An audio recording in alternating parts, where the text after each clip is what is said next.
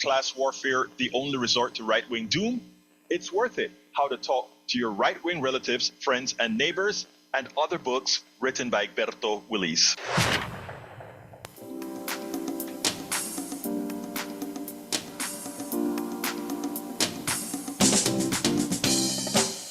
Welcome to Politics Done Right. My name is Egberto Willis, your host. Good morning, Houston. Good morning, Harris County. Good morning to the great state of Texas. Of course, good morning to the United States of America.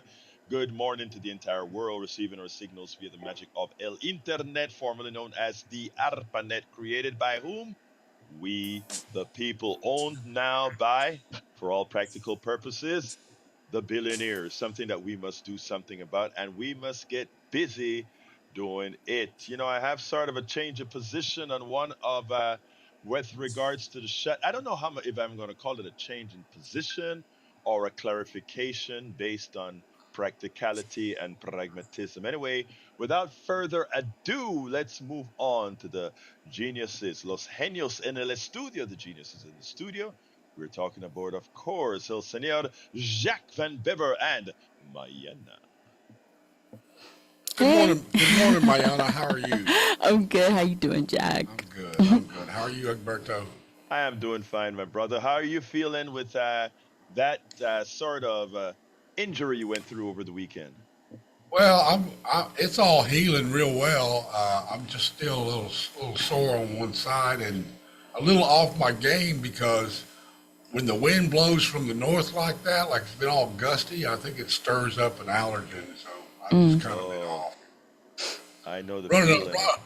running on 6 instead of 8 cylinders. Well, you know what? At least you're running, dude. At least you're running. Yeah. Anyway, Although talk to me. Talk to me. Talk to All me. right. I'm going to do your headlines today. All right. We'll reboot here. All right. In this episode of Politics Done Right, the conversation spans 3 urgent front lines of American moral and political struggle. First, a progressive commentator explains why ending the government shutdown isn't surrender, it's a strategy and a compassionate action to protect the poor and the vulnerable. Then Arnie Arnesen of The Attitude joins to dissect democratic messaging and the moral calculus of immigration policy, featuring Elizabeth Kochina's powerful guidance for communities confronting ICE. Finally, the show turns to Zoran Mandami's economic movement, which a new national poll reveals is resonating far beyond New York City. Proof that economic justice and moral clarity are popular everywhere. Together, these discussions reveal the connective tissue of a progressive vision grounded in empathy, courage, and truth. All right, man, that sounds good to me. Me too. I told a friend of mine from New York, I was like, you are so lucky. I'm like, I'm so sad. Well, you know what? We are going to create our own, they created their own Mamdani. We That's have to right. find a youthful leader here. But remember, still, leadership comes from the groundswell. And that's what he generated out there in Nueva York, a groundswell Hmm. that we need to mimic out here. But you know what? I was actually on WVAI yesterday afternoon talking a little bit about the shutdown and what's going on with Mandami. So, I think, look, I have more faith in our southern states now than a lot of people have. And it's not just wishful thinking. If you take a look at what occurred in Mississippi Okay. with the super majority being lost on an off year election, you take a look at Georgia and a statewide election where 2 Democrats got onto an important board. If you take a look at right here in Texas, where we had a complete MAGA 6-1 school board turned into a 4-3 progressive board. Um, every I every didn't know that one. parameter, yes. Oh, and I mean, look, every parameter. Again, the problem is those are not the sexy races, but those are the races that are the most impactful, and because they are so much closer to home, you know what I mean? Yeah, the And a school lot of board is a big deal. Yes, it's a huge deal. You're absolutely right about that. So when we get results like that, yes, it is a lot of people may say, Egberto, wishful thinking, we are just screwed. No, we're not. The people have woken up, being out there in the field and talking to folks and listen to what folks are saying. It is clear that the move has begun. The thing about it is we have to continue it, and we can't allow them to dictate who the losers are or make the good side the losers, etc. It's about positive affirmation. It's about encouraging others. It's about not letting that disgust get into your psyche, because that is the most dangerous thing at this time in our politics. We have to realize that it's on us and we are going to do it. So before I get started, anybody has anything that they want Yeah, to add? yeah. I was thinking, the division between left and right has to be overcome because our true enemy is the corporate elites against all of us. Yes. So, MAGA and progressives uniting would be a very good deal to beat back this fascism we're seeing. Right. Let me tell you, and the first thing that comes about again is meeting people, Jack, where they are. And Right. many times both sides have a problem meeting people where they are. I like to listen to what people have to say, and if I have to change my mind on an issue, because of that, I'll do it, and then I'll adapt it as my own. I'll point out that, hey, Jack kind of talked to me, got me to change my mind. Now Jack idea is my idea. So I mean, we have to get to that place where we're free, first of all, when given better information, be able to change. And in that light, what I want to do is explain, as far as the government shutdown that is occurring. I first of all, I first had mixed feelings about the shutdown. When I say mixed feelings, I mean I wanted to fight it out completely. I wanted to go out and say, let's just let the thing burn. Then later on, I got a little less toxic in the way I felt about just holding out. Then as I see that a few Democrats, just the amount needed to break the filibuster, joined in just to get the government open. The thing that has hurt me the most is that the subject has changed from being Republican leadership being evil in what they're doing to Democrats fighting against Democrats, because super progressives absolutely want to fight this thing out. I tell you what, let me play my piece here. Let me make sure that I have it mapped correctly.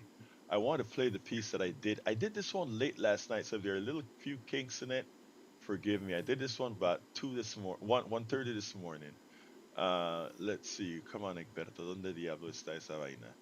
All right, let's go ahead and get busy playing this one. Okay, yeah, I'm ready to go with that. About what I think about the shutdown.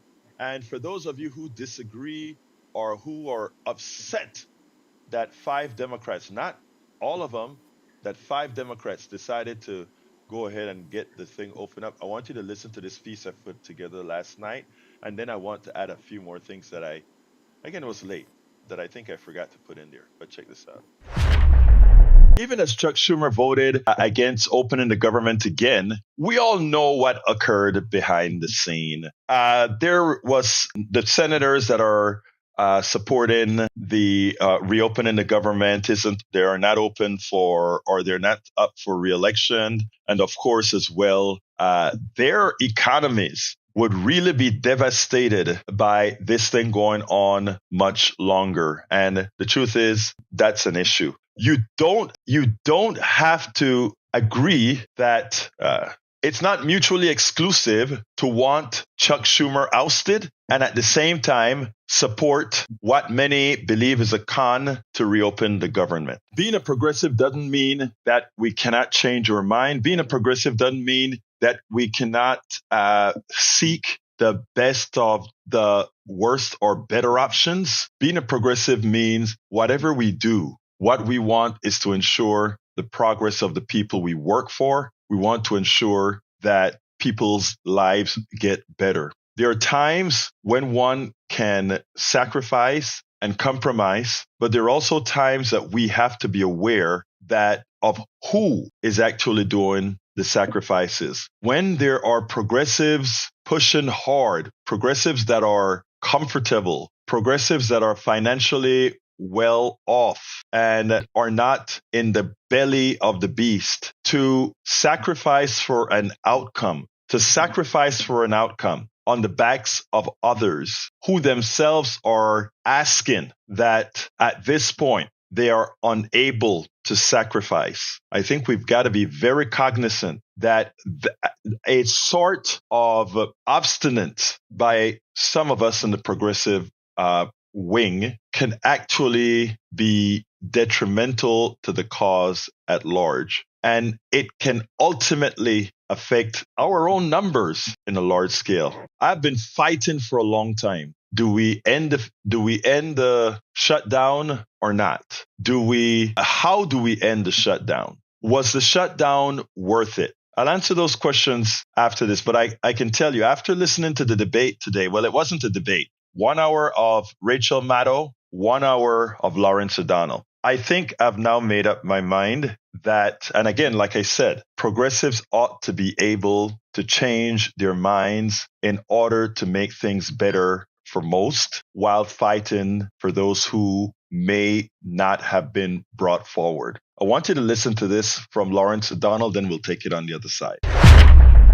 Well, in his first term, Donald Trump created the longest government shutdown in history. And now in his second term, Donald Trump has set the record again for the new longest government shutdown in history. The end of the government shutdown was forged when 5 Senate Democrats, and only 5, changed their position in a compromise that forced every Senate Republican to change their positions, while it also forced Donald Trump to change his position. And it has forced every Republican member of the House of Representatives to now change their positions. So this is 5 Democrats who changed their position, and 53 Republican senators, 217 Republican House members, and 1 Republican president, a total of 271 Republicans who changed their positions and are now supporting a version of a budget bill that they said they would never support. And 5 Democrats who changed their position to vote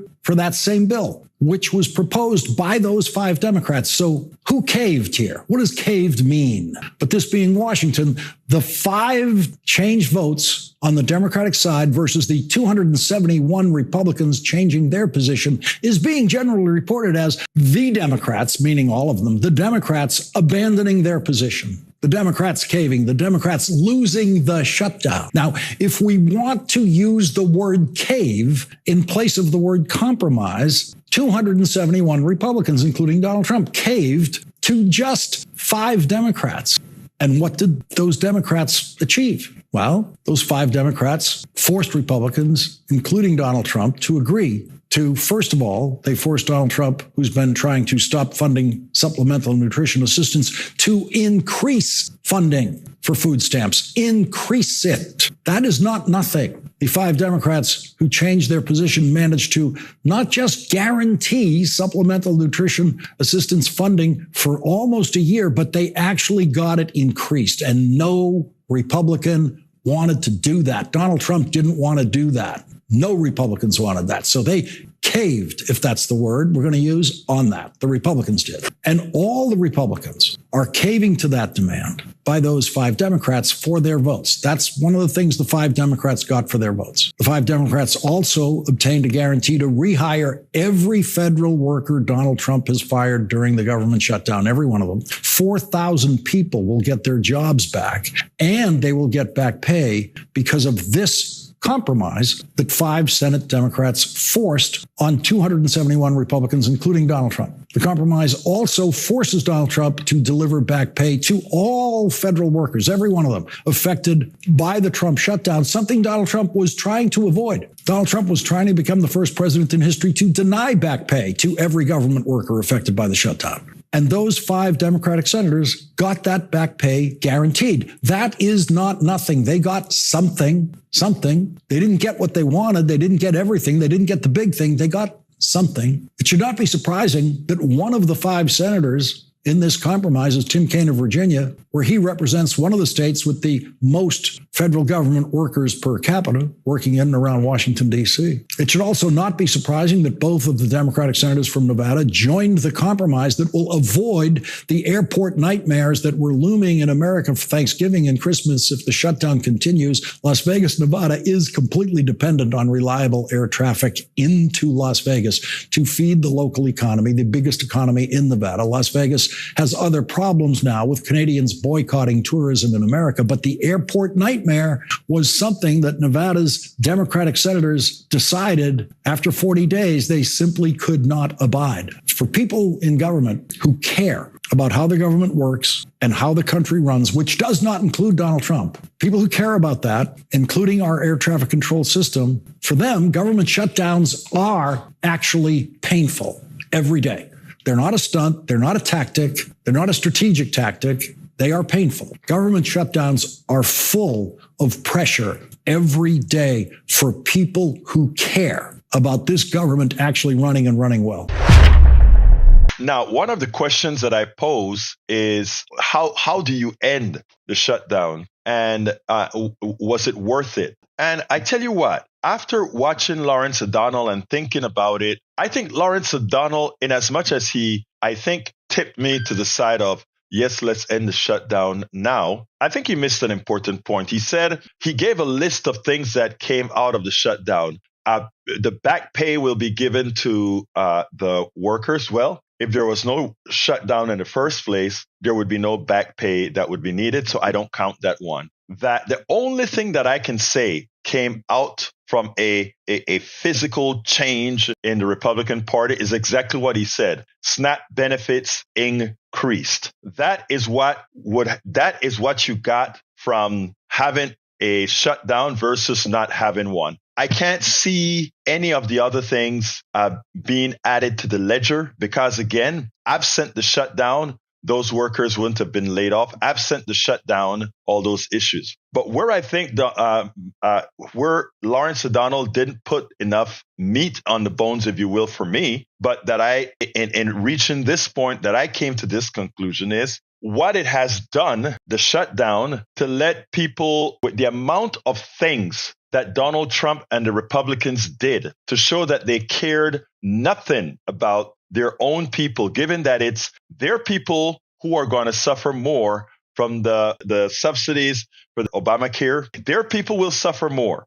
It is their people who suffer the most from food stamps. When they went ahead and forced many states to say, simply do not give these people help while the government is shut down, they showed specifically their disdain for the poor and that they care nothing about those who need these services more, who in fact are a large percentage of the Republican base. So now they have given progressives, Democrats, and everybody the necessary outtakes that going forward, their own words coming out of their own mouths, their own words coming out of various emails and letters. The data is now there to present to MAGA, to present to those who support this fraudulent, evil government. The data is there to show, hey guys, we care about when you go to the grocery stores, telling it in store reform.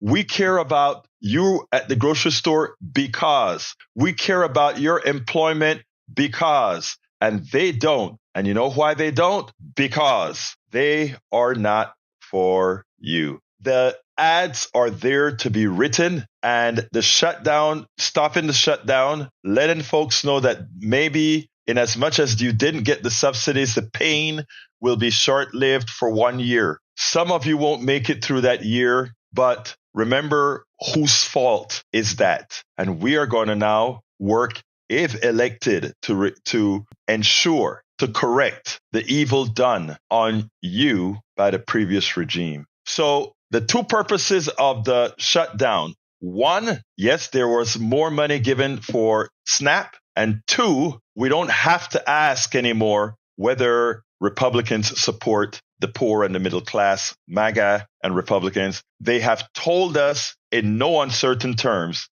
that they care nothing about any of you who are poor, who are having a hard time. And if you decide to continue to support those who harm your children, those who harm your relatives, then it's on you. Then it's definitely on you. Now, welcome aboard, our peeps. Didn't get that done in the beginning. Welcome aboard, the Desma too. Thank you for being here.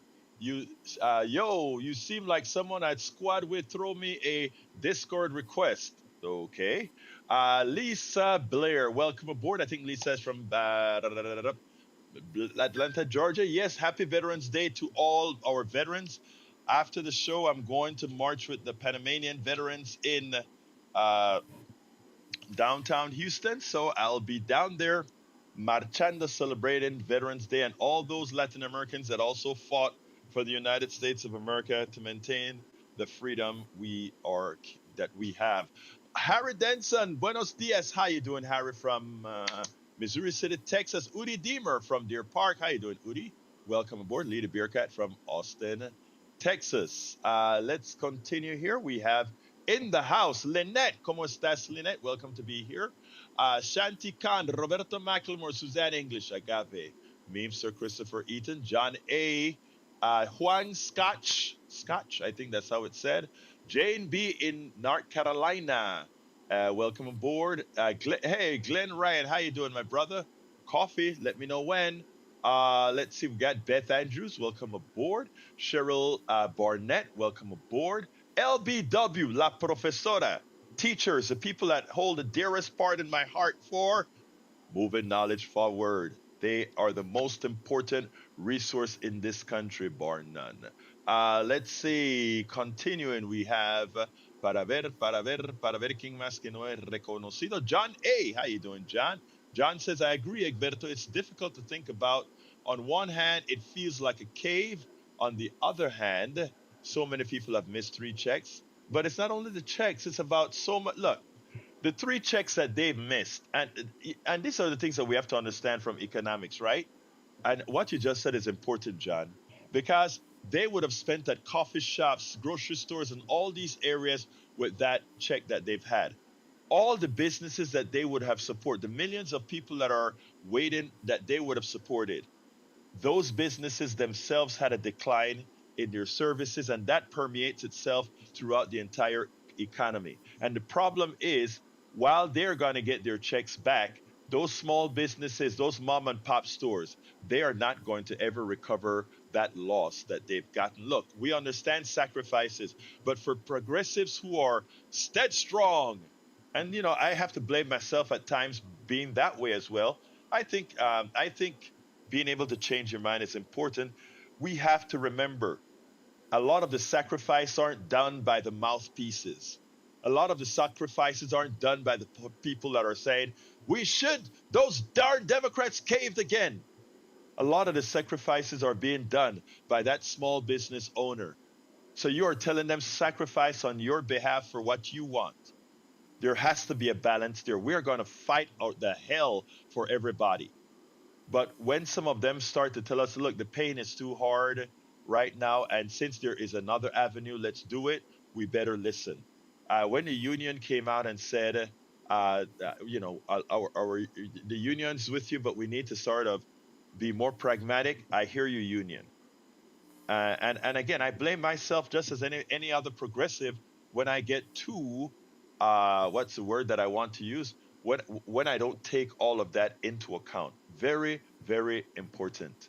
Para ver quién más está aquí. Skolch, I see that you're trying to get some message to me. I don't exactly know what you're asking. Ask specific again last time because I scrolled past your stuff. Beth Andrews, welcome aboard. What else have we got here?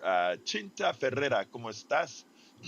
And Nalani, how you doing, Nalani? Welcome aboard. Let's go to Alan, línea número 1. Come on in, Alan. This is Alana Burham. with policies starting to left. I'm a veteran of the Vietnam War who spent 2 years on the first nuclear-powered aircraft carrier, Enterprise, as a quartermaster who worked on the ship's bridge and even steered the 5,000-man ship on occasion. But more importantly, I was given access to the President of the United States, Lyndon Johnson, when he was aboard on a training exercise off San Diego. I presented my father's idea to make the Rio Grande River in El Paso into a lake with an island between El Paso and Juarez, an island that would be a tourist attraction free trade zone like Monaco. But they ended up making a Chamazal zone controversy by giving land back to Mexico and relocating the river. Now, when I came to Houston, I was active for some time with the Veterans for Peace. But one thing I object to is calling the military the service. I mean, military is for killing, not a service. So that's my position as a veteran on this Veterans Day. Thank you for giving me time. And Brother, this is a lot of with the crowd that's in. Alan Apurim. Look, thank you very much. And by the way, thank you for those documentation stuff that you sent me as well, my brother. I haven't read them all. I have them all archived, ready to go. And look, thank you for. I know. Since you don't want to say service, I'll say thank you for being in the military, being one of those who protect us. I have a slightly different opinion, but you served. Thank you, brother. All right. Anyway, getting back to the program, let me see. Where do I go from here? And by the way, folks, telephone number 713-526-5738, 713-526-5738. I want to respond to Glenn. Glenn said the following. Here he goes again. He means me. You know, he's going to have coffee with me, and we're going to have this discussion over and over again. Glenn said the following. If they didn't plan on seeing it through, they never should have put the message out there that this was about healthcare subsidies. It is about, not was, it is about healthcare subsidies. They did, and they lost in the average American's mind. Well, if not because it's in the average American's mind, mean the average American's mind is correct. There was a time when the average human being thought the earth was flat. That didn't make it right that the earth is flat. Now, let me give an answer, though. Let me give an answer. Every fight that you go into, you're not going to win. But one of the things you can bring to that fight, my brother, is awareness. Now, the subsidies got a lot of play that it would not have gotten if there was not a shutdown. Because that only covers the people that are going to be affected between 20 and 40 million Americans out of a 330 million Americans. I'm talking about for the subsidies proper. But the rise in health insurance is going to affect a lot of others. But it is important for folks to understand that it would not have gotten the traction that it got. And look, anybody who knows civics understand that Republicans hold the cards, and if they simply never decide to have a vote for the subsidies, it's not going to happen. Now, they are willing to let their people die. They're willing to throw the rocks at their own people. We are the humane ones. Progressives are the humane ones. At what point do you say, okay, I can't let all these people suffer because of what I'm saying? I need to now let them, they've already seen now that Republicans care nothing about the poor, care nothing about their health care, cares nothing about that. We have proven that because they failed. Now let's get to the election. We can actually tell the stories. We have we it's not an imaginary story. The shutdown allowed the story not to be imaginary. There was a reason for the shutdown, and the shutdown had value. And anybody who thinks it's a cave, brother Lawrence O'Donnell was absolutely correct. It was not a cave. And when you take a look at by the numbers, Mr. Lawrence is absolutely correct. More people changed to get more people that were not Democrats changed to get that shutdown closed. All right, somebody that hadn't called before, Juan, come on in. Oh, Yeah, you're on, Juan. I'm trying to take out the trash. No, but I just noticed that your comment sections are locked down. I don't know what your opinion was on that, but in my opinion, if people can't post like what you post and stuff, that can be a turnoff to some people who are trying to like communicate. Well, let me just say this, my brother. People can come to our lives and comment at will. They can call on the phone and speak to us. They can email, etc. But when it comes to the newsletter itself on certain items, we have perks for people who decide to invest in truth telling. That's I what it's get all that about, part. my brother. So I mean But I just see that's a all. lot of them And out for there, but those most who of it them turns can't off, do I anything. huh? What's that, sir? No, I get that part. I'm just saying that most of them are locked down.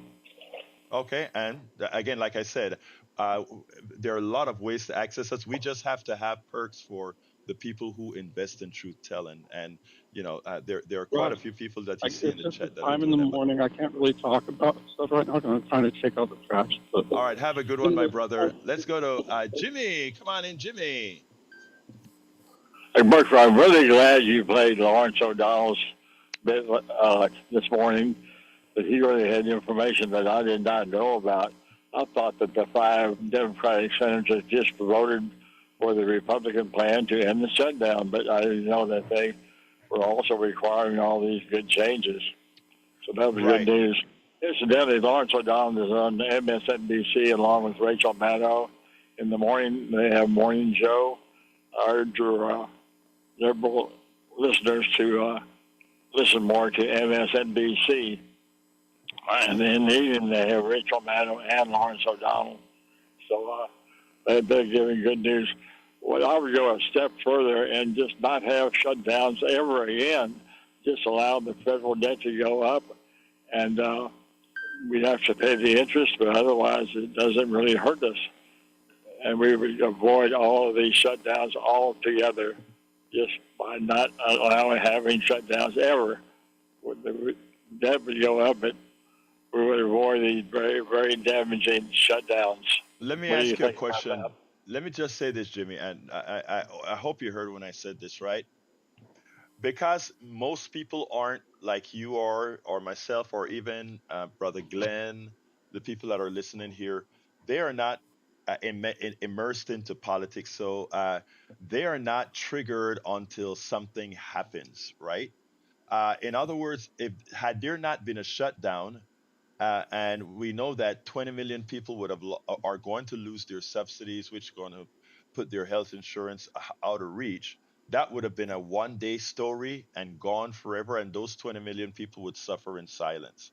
By the way, when those 20 million people lose their health insurance or so, it affects not just the people receiving subsidies, it affects all of us because insurance, no matter what they tell you, is one huge pool.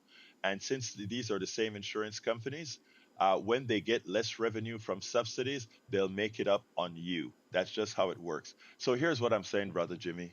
I'm saying that absent the shutdown, that would have been a blip, and it would not have made such a gigantic campaign issue that it needs to be in 2026. Now it's one of the major issues in 2026, because people understand now exactly what's happening. So it gave us the ability to tell the story, and I hate to say it this way, to tell the story from the pain that many had to suffer during this shutdown. And the people that suffer, the people that are flying all around the country, people they when they are flying and they miss their plane, why am I missing my plane? That gave an opportunity to say this had to do with healthcare. When they can't get their SNAP, what's that? It also had to do with healthcare. So that's what I'm saying, brother Jimmy. All right. Yeah.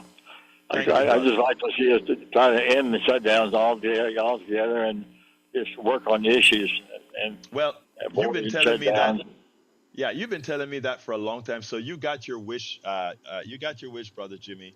The shutdown is over now, and I think I think I get it. All right, let's go to brother Augie. Come on in, Augie.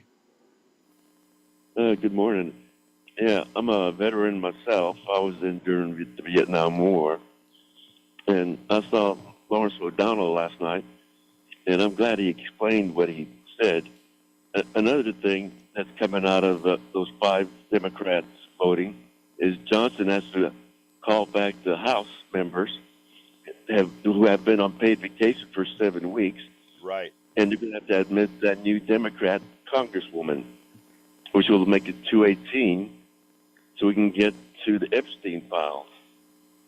And also, Trump was saying something about robber insurance companies that are robbing American people. He wants to give the money to the people instead of the insurance companies. But the insurance companies is something that the Republicans created. Nixon, the day before he got kicked out of office, Stafford came in with a bill for him to sign, and then he asked, well, what's that bill for? And that's to create HMOs. And he asked, what's a HMO? And it's a health maintenance organization. And he said, well, how does it make its money? It makes its money by cheating the customers out of service. And he said, man, and they cheat the customers and still make money? Let me sign that bill. And medical care, all of a sudden, instead of being a service occupation, became a for-profit. And it's been a for-profit ever since because of Republicans. But I am glad. It's funny. Good minds think alike. As you were speaking, I have a video on that stuff with Nixon, where Nixon, was enamored by HMOs, and where they actually spoke what you just spoke about. I mean, people don't understand how dirty. Oh God, I have it in MP4 in MPG format, not MP4, so I can't play it right now. I was going to play that video for you because you're so right about that. How the HMOs got started, etc. But anyhow, anything else, my brother? oh, that's about it. And too bad I can't join your parade today. I have a doctor's appointment later this morning, so I won't be Oh, able. yeah. Well, I'm thinking here. Oh my God, I'm gonna freeze my tail off. I think what is it about 37 degrees right now, and we have to line up at I think something like 10:30.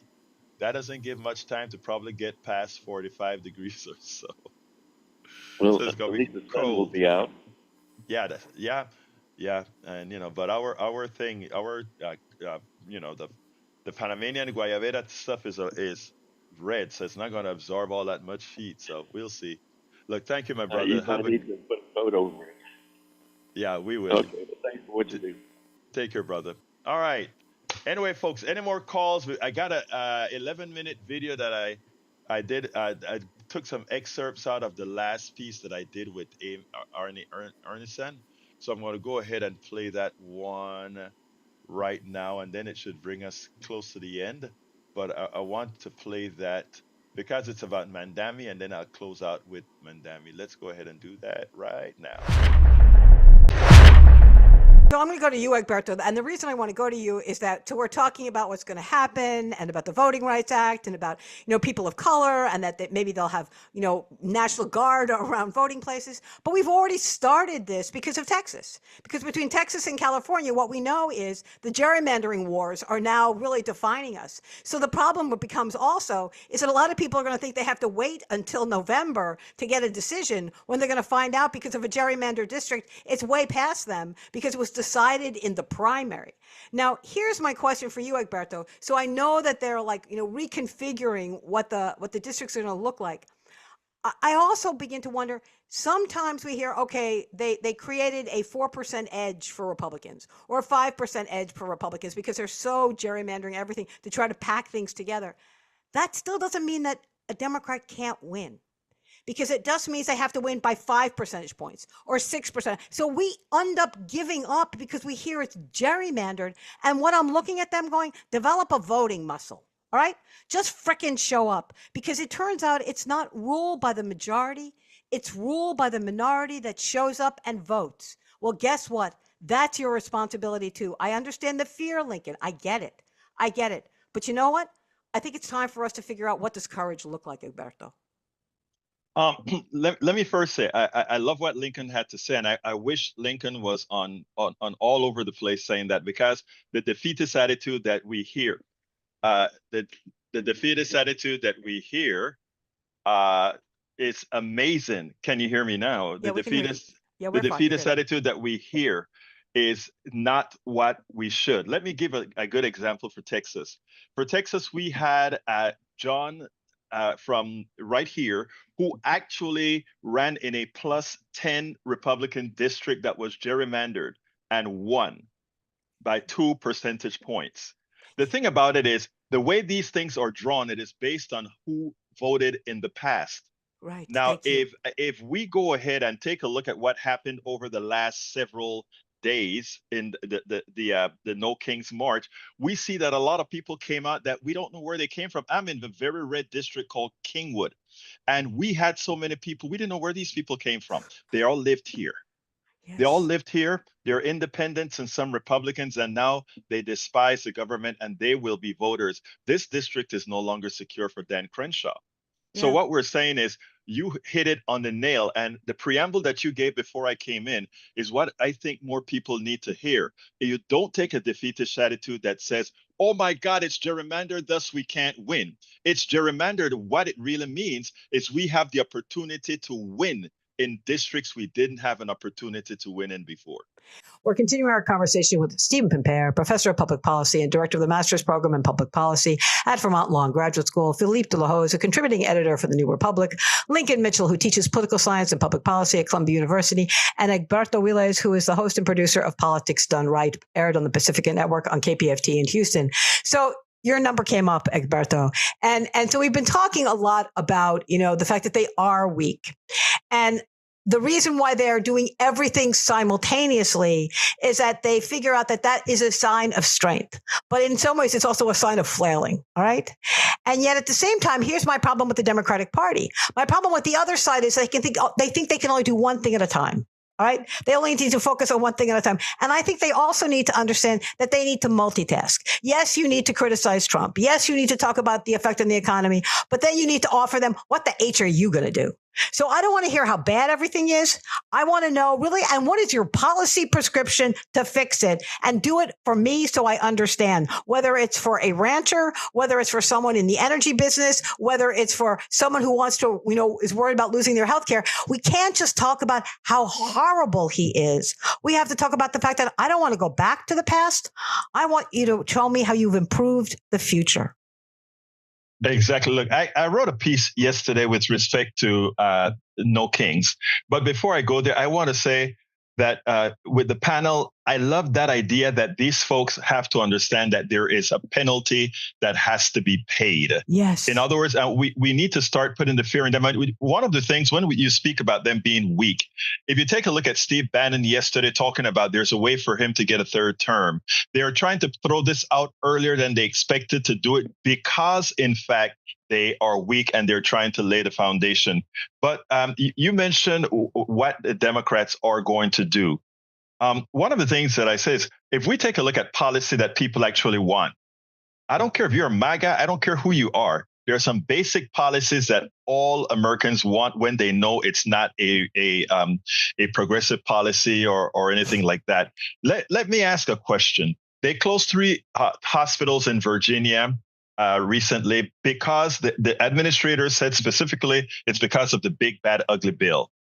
Why wasn't Hakeem Jeffries and all these guys in Virginia in front of the hospitals closing and saying, this is what the big, beautiful bill did. We had a hospital that closed out here up the road in Texas. Why wouldn't any of these guys in front of the building saying, this is what would happen? Now that we know that SNAP is going to be cut, instead of going on to MSNBC, CBS, and ABC, why aren't you at the offices where all these MAGA folks go to get their stuff and say, guess what? Courtesy of the bill, this is what's going to happen to you on November 1st. Why aren't they saying, why aren't we having plastered all over the place that on November 1st, when you see those farmers who are going to be out there getting their new costs for their health care on the exchange, it's going to affect MAGA more than it's going to affect any of us. I know. Why aren't we? I mean, I look at this as a perfect opportunity. I look at the 1,000 people that we brought out in Kingwood, where we've never brought out more than 100 before, 1,000 people in Kingwood. And these people are talking about these things. Even the No Kings March hadn't yet come to grips with the things they need to talk about. So, Barto, so as I'm thinking about this, again, I'll go back to No Kings. And I saw a couple of old guys wearing their uniforms. And one of the old guys wearing his uniform goes, I am the definition of Antifa. I fought the fascists once. I fight the fascists again. We need to see that over and over again. We need to see those veterans because we still value. And I look at my two uncles who died in World War II, my husband in Vietnam. I mean, I just look at all these things and I'm thinking we even need to take the words back because what Antifa means, it isn't a group. It is people that believe that fascism needs to be defeated. And let me introduce you to my grandfather and my father, because that's exactly what they did. So they take words away. They take definitions away. They turn dissent into violence. I mean, look what they're doing. But I think that really then almost becomes an imperative for us to not only own the words, and to some extent, as you pointed out, Lincoln, look what Zoran is owning. He goes, sure, call me a democratic socialist. I mean, I think you're probably right. Zoran and Arnie are very, very similar. Was I a democratic socialist? Who knew what I was? But did I believe in free childcare? Did I like free buses? Yeah, I like that too. So it's interesting to me, Egberto, that they know how to use the words and we don't know how to own them. Well, let me first say that you used the words earlier. When you brought out 51,000 people, I could immediately tie that to 51,000 people dying because of policy. According to Lincoln, which is quite accurate, it's actually quite a bit more than that. And then you tie that into where we're trying to promote things. War in the streets of America for crime that isn't near the amount of crime you're committing with your policies, right? If we go ahead and add up policy debts and then crime debts that are generally localized, etc., we don't know we have not successfully made the point. That I can cut that little segment that you just did with the policy debt 51s, plastered all over the place. And most Americans would be like, I can't believe that is happening. I can't believe that is happening. That is where we fail. We fail to articulate exactly what is happening in a form that the average American citizen can understand. We don't have to get high and mighty with words. All of us here can do that. But we can also just show them the bodies that are laying down there. I want to add a quick thing here with what Lincoln had to say, whether Mamdani is just like the other Democrats. I beg to differ a little bit. I don't think he is. I think what he really is he's saying something that I mentioned earlier. He understands that what we need is a bifurcated economy. Capitalism not as the ideology, but capitalism as the tool. In other words, capitalism where it belongs, but where it doesn't belong, healthcare where it doesn't belong, in a food desert, it needs to be mitigated. And that, I think, is where he, as a Democrat, is different than all the other Democrats. Okay, so Philippe, you're going to be the sort of the final talker here. And as we're looking at all of this, what is so shocking about this conversation, everyone, is how much opportunity has been presented. I mean, this is, in some ways, this conversation is a celebration of what is possible. Is a celebration of where we can go. Is what he is doing. I mean, when I can call a Texas rancher and say, so honey, let me take you out for lunch, because I think we have something in common. But guess what the Texas rancher has in common? It's not just the tariffs. It's not just what he wants to do with importing beef. It's what he's doing to the cost of everything that they need to do to feed their damn cows. Okay. And what he's doing to the fact that they can't afford afford their health insurance, and what he's doing to the cost of their electricity, because they still have to support their farm. And so by the time you sit down with them, and here's the point, what am I saying, Philippe? You have to be with them. You have to talk to them. We've just basically carved out areas that we think we don't need to belong in. Well, you know what? There isn't one area he hasn't destroyed. That means there isn't one place we shouldn't be. I love that last statement that she made. And I think all of us need to look into that. There's not an area that he has not destroyed, which means we need to be everywhere.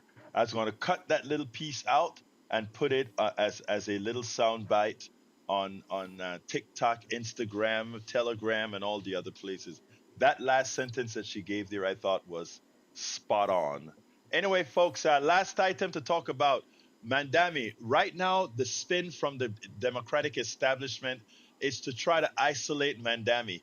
That's a special situation in New York. You know, New York is a pretty blue area, etc., etc., etc. That's the lie. Any establishment Democrat that you hear that out of is one that needs to be primaried. And let me explain. If you take a look at the demographics on how Mamdani did what he did, right, is that he expanded the base. He brought people to vote that weren't voters before, and he went and he spoke and met people where they were. So this Muslim, this democratic socialist Muslim, had conservative Jews support. He had black support. He had Latino support. The major people that did support this guy are the I can't. There's a one word that I won't use right now on the radio, but you can infer. When you are in a three-person race, you're in a three-person race, and you clear, and by the way, and you have billionaires lying about you, instilling fear in people, socialist, socialist, socialist, as if the capitalist ideology has done anything for most. I can say categorically it has not. But I have already said what I think capitalism should be, a tool on the side for those who want to endure in their rugged individualism and all that kind of stuff. Be my guest. But when it comes to supporting people, people could see that, they could hear it. He was able to articulate it. And let's not look at New York as some dead blue place. After all, it had a Republican governor recently. It had a Republican mayor recently. The city, New York City, did. So any Democrat that tells you how this could only happen in New York, wrong. Mamdani could get elected in Mississippi. I repeat, Mamdani could get elected in Mississippi, the heart of poverty. When he opens out and relates to people and go out there and hug on people, and notice I always talk about that. When you start to show people you're one of them, you're not this alien that they're trying to make you out to be, not that alien, that crazy person, because you look at Mamdani, he's a crazy socialist that's going to give you the red sickle. No, that's not who he is. He's simply a 34-year-old kid, or 35, I think his birthday came. I'm not sure if his birthday came yet. And I call him a kid, he's an adult, he's a man. Who more so than most grown, old, you-know-what Democrats out there meeting the people, talking to the people, listening to the people as far as what they want, what they need, and telling them the truth. There's no two ways about it. This brother could be elected in any state, any district where he's given a chance to speak, talk, and engage with people. Let me pass it to the studio before we close out. Hey, Alberto. I was thinking about what you were saying about changing over. I personally, I don't agree 100%. Like, I think that I'm one of the vulnerable, and many of my family are federal workers, and my sister was getting paid like $77 at one point. But I do think that a lot of people, we're not in that stage of like where civil rights, they were just 100% kind of like in it. We're not as political, many people anymore, so it's really hard. And but I do understand what you're saying, and that makes sense. It makes sense, but I do think that if people were a little bit more politically involved, they'd want to ride a little further. Yeah, I see that. I honestly see that, and that's the reason why I think I was on your side. I mean, even as I was sort of, when you're kind of being half pregnant, which you can't really be, but but because yes, on my show yesterday, I copped to ignorance because people were screaming on both sides, and I just said, I don't know what's the right answer. I copped to it. I don't There know. isn't a right answer. You know what I mean? You just have Yeah, to decide like who is like if it is true that many people just couldn't do it. I mean, it hurt me to see like people in the military online for foods and food banks. I mean, I right. think that after that happened, I can't see how they can be for Trump. Honestly, Right. I No, don't I get agree it. with you. But let me tell you one other thing, Mayana. My thing is, you and I are still going to have breakfast. You and I are going to still, have a cup of coffee or whatever. When I take a strong stance on keeping this stuff up, right? I have to remember that I'm doing it on the backs of those who are actually feeling the pain. For those who are getting Absolutely. SNAP, and that have it no more. For me to say, Hmm. I am fine, it's okay for you to suffer because I want to be right. I just have to try to mitigate all those things. You know what I mean? No, absolutely. But I'll say I'm one of the vulnerable, and I have some family that is as well. And not everybody wanted to ride, but some did. You Right. know. There you go. I got you. I got you. Anyway, Jack, you got anything to say? No, I think Mayana said it all. All right. All right, guys. Thank you very much for that. Anyway, folks, got to get out of here. Remember, the rest of the program is at politicsdoneright.com/newsletter. Politicsdoneright.com/newsletter. You can reach me directly at kpft at politicsdoneright.com. kpft at politicsdoneright.com. I love you all, absolutely every one of you. My name is Egberto Willies. This is Politics Done Right. And you guys know how I end this baby. I am what? Out.